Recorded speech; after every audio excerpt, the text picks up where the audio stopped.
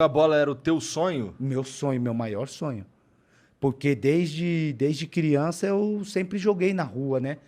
E na rua eu me destacava. Os meninos falavam, nossa, você joga bem, pô, por que não vai para uma escolinha? Os pais dos meus amigos falavam, nossa, você joga bem. Aí comecei a jogar na escolinha comecei a ganhar medalha como melhor jogador. E isso tudo foi despertando o desejo, porque eu gostava muito, e o desejo também da minha mãe, que me levava, né?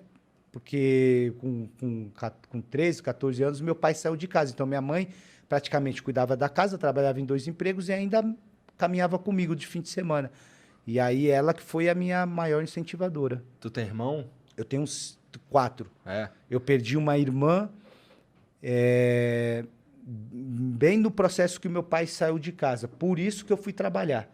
Quando eu perco a minha irmã, que ela veio a falecer, meu pai sai de casa e eu olho para dentro de casa, eu vejo só a minha mãe sozinha. A minha irmã que faleceu era mais velha que eu e ela era o braço direito da minha mãe, que ela já trabalhava, né? Então, quando ela faleceu, eu tô ainda naquele processo De tentar o de futebol. tentar o futebol, fábrica de bolacha, futebol, fábrica de bolacha. E eu falei, mãe, eu cheguei nela, eu falei, a partir de hoje, tomando a decisão que eu não quero mais ficar na fábrica de bolacha e não vou ficar tentando também, porque quem arrumava o dinheiro para mim ir pro tomar condução, né? No caso, 2 ônibus, metrô, era a Rejane, minha irmã.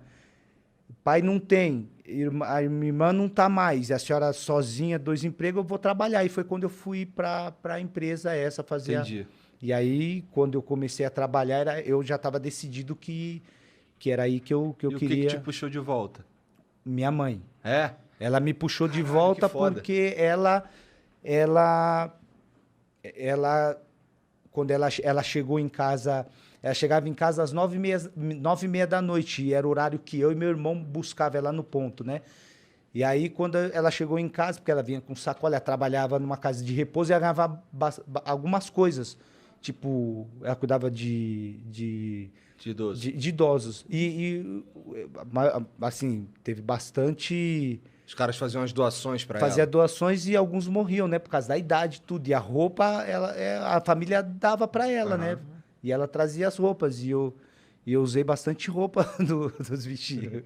Eu ia pra escola com umas camisonas aqui compridas, porque eu não tinha outra. Aí sua mãe Uns falou pra, tenisão. tipo, vai pro futebol e eu Não, me aí viro minha aqui? mãe, não, minha mãe falou, não, tá bom, vai trabalhar, beleza. Eu comecei, fui aprovado 3 meses, assim, 2 semanas me aceitaram no trabalho, 3 meses assinaram minha carteira, já me deram meu ticket de refeição, meu vale transporte, eu tava felizão, poxa, no emprego lá, office boy. Aham. Depois, no 4 mês, minha mãe chega em casa, peguei no ponto, tem uma notícia bem legal para falar para você. Eu falei, sério? Achando que ela tinha comprado um tênis, que eu gostava de tênis, não tinha tênis, gostava de tênis. Aí, quando ela chega em casa, ela falou para mim, eu passei passei em 2 clubes, passei na Portuguesa e passei no Corinthians para fazer a sua ficha, porque vai ter peneira. Eu tava lendo no jornal, vai ter peneira. Aí eu falei, sério? Mas eu não vou, eu falei pra ela. Ela falou, como assim? Falei, não, mãe, eu não vou, tá doida, pô. Eu tô trabalhando aqui, ó, meu vale transporte felizão, assim, minha carteira assinada, pô. Eu não quero mais ficar com essa ilusão, não. Não vou, não, pô. Aí ela falou, não, você vai, porque... Eu falei, não, eu não vou porque eu tô trabalhando, como é que eu vou deixar o trabalho para ir fazer peneira? Ela falou, não, você vai que eu já falei com o seu patrão, eu já falei com o meu também, vai ser esse dia aqui e já vou... Já chegou em casa tudo resolvido. Já tudo resolvido, não, já tá liberado, a gente vai sim. E eu falei, sério, pô? Ela falou, não, aí não tinha como ir contra o que ela já tinha tudo organizado, né? A mãe manda, a gente obedece. né? Obedece. Eu não queria, mas ela falou, você vai. Dá bem, cara. Dá bem, Olha né? isso. Imagina, que Foi, loucura, foi. né? O processo foi esse. E aí, quando eu fui, teve...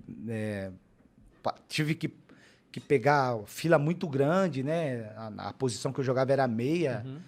E a fila de meia e atacante eram as filas maiores ali para você entrar para jogar, para ser avaliado. Até hoje é o que mais tem, será? Até hoje. É atacante e meia. É porque é onde dá para você identificar a habilidade mesmo, Isso, né? tem possibilidade, né? O meia de fazer gol, o atacante de fazer gol. Então a molecada quer fazer gol. Quer fazer gol, né? Que o cara fala, quero ser zagueiro. São poucos que querem ser zagueiro. Então quando eu olho para as outras filas, eu vejo de goleiro, filinha pequenininha, lateral direito pequena. Aí eu tô vendo a minha fila muito grande, eu começo a olhar para as outras e eu falo, vou ver se eu acho alguma posição aí para mim. Cheguei meio-dia, o portão abriu às 2. Isso na Portuguesa ou no Corinthians? Na Portuguesa, na Portuguesa. O Corinthians não deu nem tempo, ainda bem que não deu nem tempo de ir para lá, porque eu já passei na Portuguesa, mas minha mãe, ela tinha já o plano A e o plano B. Então, o primeiro era a Portuguesa, porque era antes que a avaliação, que a peneira lá no Corinthians, né? E aí, quando eu chego para fazer a peneira, a fila tava dando volta no Canindé. E aí, abre o portão, todo mundo correndo, indo para as filas. Aí, eu chego na minha fila, eu vejo a fila enorme, eu falei, não vou. Já saí cedo. De meia ou de atacante? Você tava? Eu tava de meia. Meia, tá. Meia, eu sempre joguei de meia. Aí eu vou contar para vocês por que eu fui para lateral. E aí, quando eu começo a olhar as filas, eu vejo goleiro, pouca fila, mas eu olhei para goleiro complicado. Pequenininho, os moleques tudo grandão. Lateral direito, pé direito era mais para subir no ônibus. Zagueiro, os moleques tudo fortão. Falei, não vai dar para trombar com esses moleques não, deixa quieto. Aí chegou volante e lateral. Volante também, os meninos fortes, que naquela época volante era mais marcador, né? Parrento.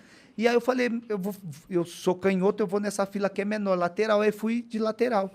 E aí fiz a peneira de lateral, não passei na peneira, porque deram muito pouco tempo. Aí terminou a peneira, a gente já saiu umas 7 horas da noite de lá, indo pro ponto, assim, eu triste, assim, eu até briguei com a minha mãe, falei, poxa, mãe, a senhora pediu pra mim não ir trabalhar, felizão, a senhora perdeu tempo pro treinador me ver 5 minutos, a senhora acha que 5 minutos ia dar para mostrar alguma coisa? E eu, assim, indo pro ponto, falando com ela, só que eu olho pro lado, ela não tá mais do meu lado. Aí eu olho para trás, tá minha mãe junto com outras 2 mães, falando um monte de coisa pro treinador. Não é justo, a gente perdeu o nosso emprego, trouxemos nossos filhos aqui que perderam escola, perderam não sei o quê, para vocês olhar eles 5 minutos, não é justo, não é justo, não é justo.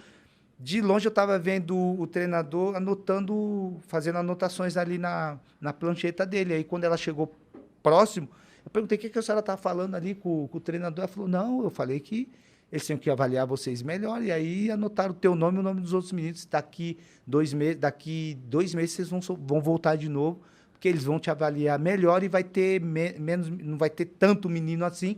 E aí vai dar para você mostrar o teu talento. Ela falou assim para mim, eu falei, mano, não acredito que eu vou ter que voltar aqui de novo. Então ela foi muito persistente, né? A minha mãe acreditou muito no meu talento, por mais que a realização estava muito distante, né? E a vida difícil ao mesmo tempo. Isso, a vida muito difícil.